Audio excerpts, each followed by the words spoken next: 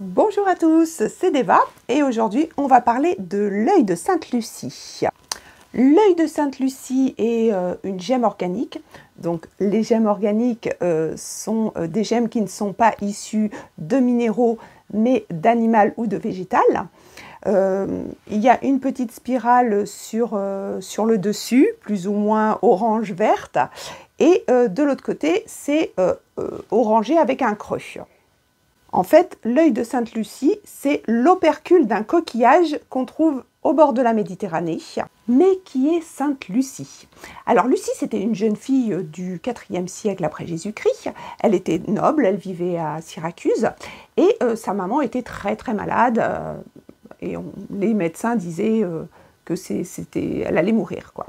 Donc Lucie, elle a prié avec ferveur Sainte Agathe tous les jours. Elle a promis qu'elle resterait vierge toute sa vie, qu'elle se consacrerait à l'Église si jamais Sainte Agathe voulait bien intervenir dans la guérison de sa maman.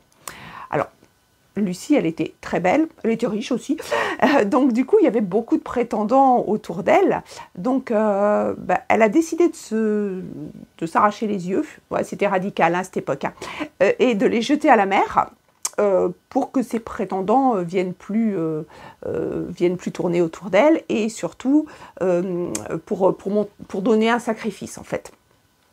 La Vierge Marie, devant tant de ferveur, lui a redonné la vie avec les plus beaux yeux du monde. Et la légende dit que donc, les yeux qui avaient été jetés à la mer sont devenus les coquillages de Sainte-Lucie. Donc non seulement Lucie a continué à faire des miracles toute sa vie, c'est pour ça qu'on l'a mise au rang de sainte, et du coup les petits coquillages que l'on trouve surtout autour de la Méditerranée et notamment en Corse, ce sont devenus des coquillages contre le mauvais œil, c'est des coquillages de protection, c'est des coquillages qui attirent la chance, la réussite, qui repoussent les choses mauvaises. Pas forcément que le mauvais œil, hein, aussi la malchance. Vous savez, quand tout ce que vous faites, ça va mal, ça tourne pas bien. Et ben voilà, portez un œil de Sainte-Lucie, on ne sait jamais. Attention, il existe aussi un autre opercule qui lui ressemble et qui est appelé œil de Shiva. Alors l'œil de Sainte-Lucie, comme je vous l'ai dit, se trouve plutôt au bord de la Méditerranée.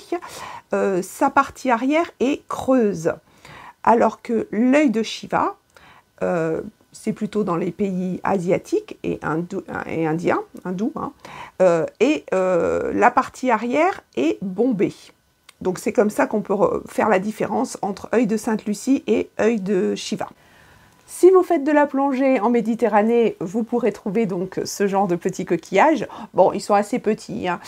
Moi, j'ai des clientes qui m'en ramènent régulièrement et je fais des bijoux avec, hein. C'est sympathique.